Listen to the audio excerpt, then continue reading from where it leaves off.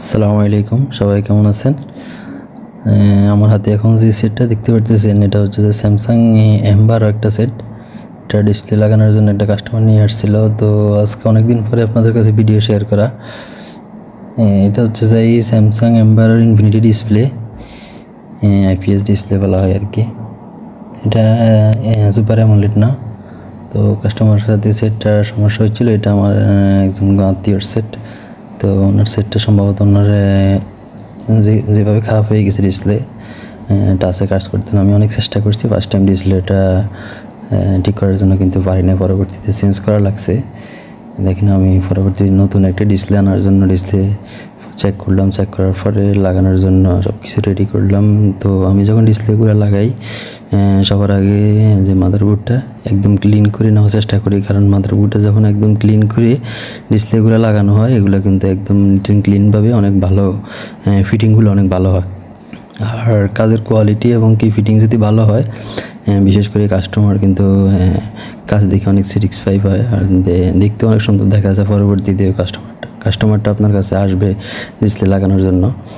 Display লাগানোর ক্ষেত্রে সবচেয়ে বেশি ইম্পর্টেন্ট হচ্ছে যে ডিসপ্লে ফিনিশিংটা। যদি ফিনিশিংটা ভালো না হয়, গাম দেখা যায় অথবা ফাঁক দেখা যায়, ডিসপ্লে আলো বাইরে হয়ে যায়। আমাদের ডিসপ্লেগুলো চেঞ্জ করার সবচেয়ে সমস্যা হচ্ছে যে আলোগুলো দেখা যায়, কাস্টমারের অনেক অভিযোগ আছে। তো এটার সলিউশনটা হচ্ছে যে আপনারা সবচেয়ে একদম নিট অ্যান্ড ক্লিন করে পরিষ্কার করে তারপরে লাগানোর চেষ্টা করবেন।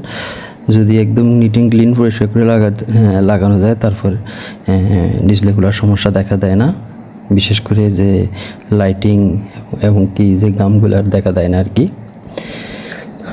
তো দেখেন আমার একদম ক্লিন হয়ে গেছে, সব কিছু হয়ে গেছে। এখন আমি চেক করে নিছি, এখন ফ্রেমটা বসাই দিছি আর কি। এটার পিছনে একটা আটা আছে। অনেকের একটা ভুল করে যেই ডিসপ্লে পিছনে একটা আটা থাকে যে কোম্পানিতে, ওই আটাটা কিন্তু একটা সিল থাকে, ওই সিলটা অনেকে সরায় না। এটা সরাই দিবে, এটা সরাই একদম ডিসপ্লের যে ফ্রেম থাকে ফ্রেমটার সাথে লাগাই দেওয়াটা কিন্তু অনেক জরুরি। আসলে প্রত্যেকটা জিনিসে কোম্পানি যেহেতু দেয়, এটার নির্দিষ্ট কোনো কারণ থাকে।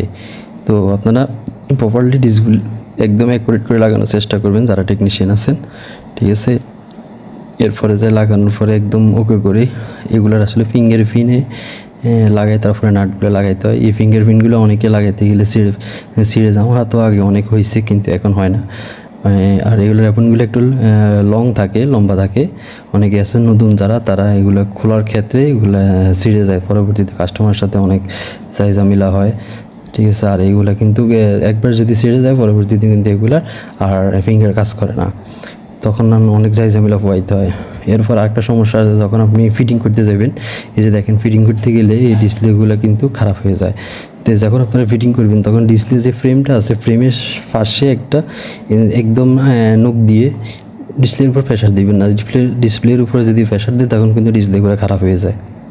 তো এই ক্ষেত্রে যেটা করতে হবে, একদম ডিসপ্লের পাশে যে ফ্রেমটা আছে এই ফ্রেমটাতে ধরে যদি কাজ করেন তখন কিন্তু ডিসপ্লে খারাপ হওয়ার সম্ভাবনা থাকে না। আপনি একটা ডিসপ্লে লাগাই সর্বোচ্চ 100 টাকা, 150 টাকা না 200 টাকায় প্রফিট করবেন, ঠিক আছে। আর যারা অনেকে আছে আরও বেশি প্রফিট করে, কিন্তু একটা ডিসপ্লে লাগাতে যদি প্রায় 1200-1300 টাকা, 1400 টাকা একটা ডিসপ্লে যদি খারাপ হয়ে যায় তখন কিন্তু কোনো সমস্যা। দেখেন ইনশাল্লাহ আমার ডিসপ্লেটা একদম প্রপারলি ঠিক হয়ে গেছে। কিন্তু সাদা দাগ দেখা যেতে এটা কিন্তু ওই যে আমার লাইটের আলোটা দেখা যাইতেছে আর কি। এটা কিন্তু কোনো ডিসপ্লের সমস্যা নেই। এই যে দেখেন, আর ডিসপ্লেগুলো এই সেটগুলো একটু স্লো কাজ করে।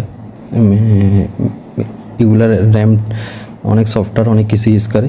আমি একদম প্রপারলি লাগানোর চেষ্টা করছি এবং কি সুন্দরভাবে লাগাই দিয়েছি ডিসপ্লেটা। তো এই ডিসপ্লেগুলো কাজ করার পরে আপনারা কে কত টাকা করে বিল নেন অবশ্যই আপনারা কমেন্ট করে জানাবেন।